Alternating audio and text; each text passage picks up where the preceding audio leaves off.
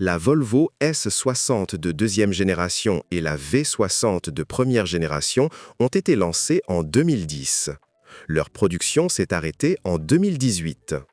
En 2013, elles ont bénéficié d'un restylage, avec des faces avant, des phares, des pare-chocs, des feux arrière, un tableau de bord et des systèmes multimédia redessinés. L'intérieur a, quant à lui, fait l'objet de nouveaux matériaux et d'une qualité de fabrication améliorée. La voiture mesure entre 4,63 et 4,68 mètres de long, avec un empattement de 2,776 mètres. Le coffre de la S60 offre un volume de 380 litres, celui de la V60 de 430 litres, 1241 litres avec les sièges rabattus. L'habitacle est spacieux pour 4 personnes, avec des sièges confortables et une bonne visibilité. La qualité des matériaux et des finitions est excellente, notamment depuis le restylage. Suspension. Jambes de force McPherson à l'avant, multibras à l'arrière. Direction électrique. Traction avant ou intégrale, Haldex. Boîte de vitesse, manuelle à 6 rapports sur la plupart des versions. Boîtes automatiques, Power Shift, double embrayage, sur la D2 et certaines versions essence, Aizen Gertronic à 6 rapports avant restylage, Aizen à 8 rapports après restylage sur les T5, T6, D4 et D5. Les moteurs d'au moins 150 chevaux offrent des performances de conduite adéquates compte tenu de la taille et du poids de la voiture.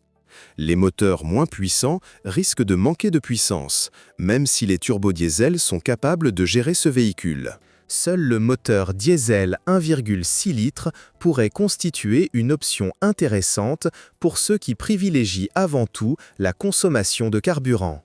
Les moteurs essence ne sont pas particulièrement économiques, mais pour cette catégorie de voitures, leur consommation reste acceptable, autour de 8 à 9 litres au 100 km. La situation est légèrement moins favorable pour les moteurs de plus de 200 chevaux, avec une consommation d'environ 9 à 11 litres au 100 km. Les moteurs diesel consomment généralement environ 6 litres au 100 km. Les modèles 2,4 litres, plus puissants, sont légèrement plus efficients tout en restant économiques. Il est difficile de recommander avec certitude un moteur spécifique pour ce modèle, et le grand nombre d'options disponibles complique la tâche. On peut aborder la question sous 2 angles, celui des pannes potentielles ou celui du coût des réparations et de l'entretien. Dans le cas des moteurs Ford, le risque de coût important est moindre, mais les pannes sont plus fréquentes. À l'inverse, les moteurs Volvo d'origine sont moins sujets aux défaillances, mais les coûts de réparation peuvent être nettement plus élevés. Partant de ce constat, les moteurs essence Ford EcoBoost mentionnés précédemment présentent des avantages et des inconvénients. Ils peuvent en effet subir des pannes importantes, mais les mécaniciens les connaissent bien et savent les réparer. Ces moteurs sont très sensibles à la température et à la qualité de l'huile et peuvent tomber en panne subitement. Bien entendu, beaucoup les apprécient car ils n'ont jamais connu de problème majeur. Avec un entretien adéquat, les moteurs EcoBoost de 2 litres, en particulier, peuvent facilement atteindre 300 000 km, voire plus. Ces moteurs sont recommandés uniquement avec une boîte de vitesse manuelle, car les transmissions Power Shift de Ford sont sujettes aux pannes et coûteuses à réparer. Le moteur 5 cylindres de 1984 cm3 de Volvo, disponible exclusivement sur la version T4 de 2013 à 2015, est bien supérieur aux 2 litres EcoBoost. Outre son raffinement, il est remarquablement robuste et fiable, mais exige un entretien régulier. Malheureusement, ce type de voiture est quasiment introuvable dans notre pays. En Pologne, on trouve bien plus souvent des voitures équipées d'un moteur 6 cylindres en ligne de 3 litres, plébiscité par ceux qui privilégient les performances. Ce moteur est réputé pour sa robustesse, mais aussi pour son coût d'entretien et de réparation élevé. Négliger la vidange d'huile peut entraîner des problèmes de ventilation du carter, traces d'huile visibles à l'extérieur et de réglage de la distribution. Malheureusement, si les pièces d'usure les plus courantes sont disponibles sur le marché des pièces détachées, les pièces plus spécifiques ne sont disponibles que dans les centres de services agréés. La nouvelle génération de moteurs essence VA de 1969 cm3 de Volvo a commencé à apparaître en 2013 et a remplacé définitivement les moteurs 5 cylindres et les blocs Ford en 2015. La suppression d'un cylindre a été compensée par l'ajout d'un second turbocompresseur. Ce moteur était conçu pour fournir un couple plus important à très bas régime.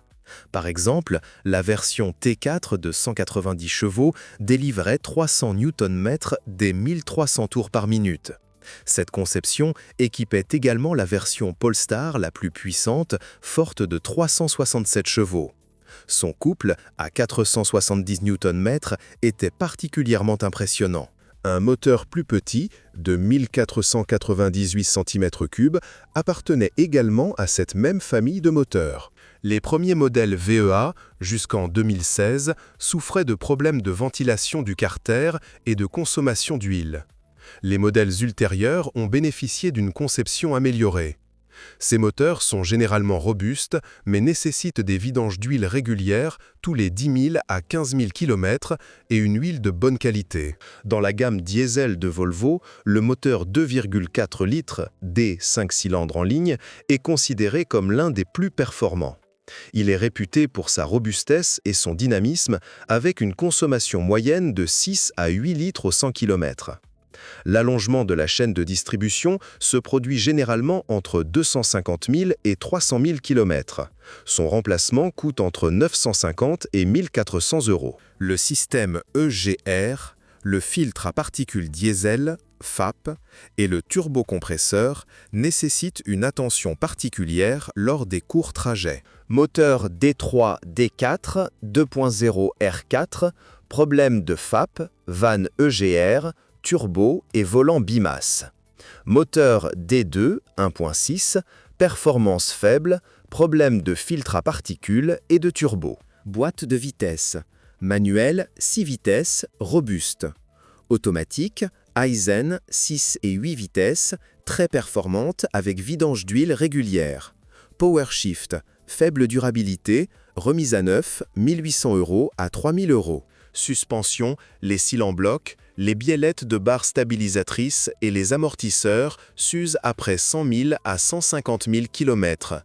Les bras de suspension arrière sont durables. Carrosserie. Corrosion sur les bas de caisse, les passages de roues, le soubassement et les portes, principalement sur les modèles d'avant-restylage. Peinture fragile. Électricité, problème avec le système Sensus, suspension, les capteurs de stationnement, l'éclairage adaptatif, le module de confort, le verrouillage centralisé, l'alternateur. Le meilleur rapport prix-durabilité, le moteur diesel 2.4 D5 après restylage, avec boîte manuelle ou automatique à 8 rapports et historique d'entretien éprouvé. Bonjour les amis. Vous cherchez une voiture d'occasion? Vous devez prêter attention au site web carm.pro. Carm.pro est grand catalogue de voitures, moteurs, boîtes de vitesse. Et le meilleur, c'est que vous pouvez trouver des informations sur les pannes de n'importe quelle pièce. Complètement gratuit. Allez sur le site web carm.pro et découvrez tous les éventuels points faibles des voitures d'occasion.